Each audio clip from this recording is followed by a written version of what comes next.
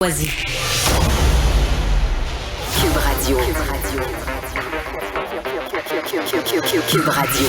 En direct à Salut Bonjour. Philippe Vincent à Foisy à Cube Radio. Salut Philippe Vincent. Salut à toi. Salut Gino, salut Georges. Il me semble qu'en santé, là, ça va rarement bien. Là.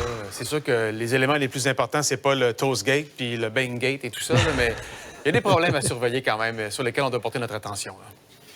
Ouais, ben, tu sais, juste cette histoire de bang-là, c'est que ça montre à quel point, dans certains milieux, il y a une ambiance totalement délétère. Là. Quand ta collègue te regarde, là, tu manges un bang, puis là, je vais te stouler, puis là, te stoule, puis là, le gestionnaire qui embarque là-dessus, puis qui dit ça n'a pas de bon sens, suspension d'un mois. Soit qu'il y a vraiment un gros problème de vol de nourriture dans certains centres pour personnes âgées et certains centres de soins.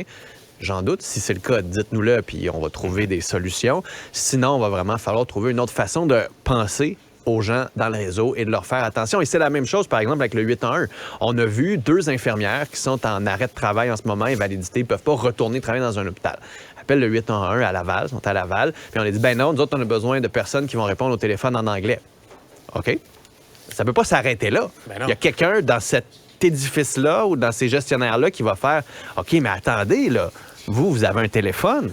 Vous êtes capable de répondre au téléphone? Ouais. Oui? Bien, regardez, le 811, là, il y a des besoins à Montréal, il y a des besoins à Montérégie, il y a des besoins partout. On va vous donner un ordinateur, puis on va vous faire répondre au téléphone de Laval à des besoins de Montréal. Ça se peut, c'est pas compliqué, mais ça se fait pas. Tout le monde travaille en petits silos ici et là. Alors, un autre problème, puis là, en plus, avec les 18 000 travailleurs de Je contribue, dont les contrats vont venir à échéance à la fin de Philippe, l'année. on l'avait pas vu venir. Là, on pensait pas là, qu'il fallait renouveler les ententes. Non, mais écoute, je pensais que c'était réglé, cette histoire-là, là, qu'il ne faut pas renouveler ça non, comme mais un le ministre... bail. Oui, mais le ministre, il nous l'avait dit. Il a déposé son projet de loi spécial qui étirait ces contrats-là spéciaux jusqu'à la fin de l'année. Oui. Le ministre aurait dû le savoir, il aurait dû être en train de négocier, puis aurait dû régler ça à plus que 3 semaines de la fin de l'année. Moi, c'est juste ça qui m'étonne. Là. Ça me surprend. Lui aurait dû le savoir. Le gouvernement aurait dû le savoir. Que toi puis moi, Georges, puis Gino, on n'y est pas pensé, mais on se disait tout est réglé, tout est entre bonnes mains. OK. Et que le gouvernement ne le sache pas, puis fasse le surpris aujourd'hui, c'est là où j'ai un peu de misère à suivre. C'est 18 000 employés qui se sont inscrits à Je contribue, qui sont venus travailler dans les Ils services. veulent travailler. Ouais. Ben oui. Puis là, ils sont comme sans statut, là? Ben pas encore, là, jusqu'à la fin de l'année. On va pouvoir encore faire des choses liées à la COVID, mais ça prouve un des gros problèmes aussi de notre système.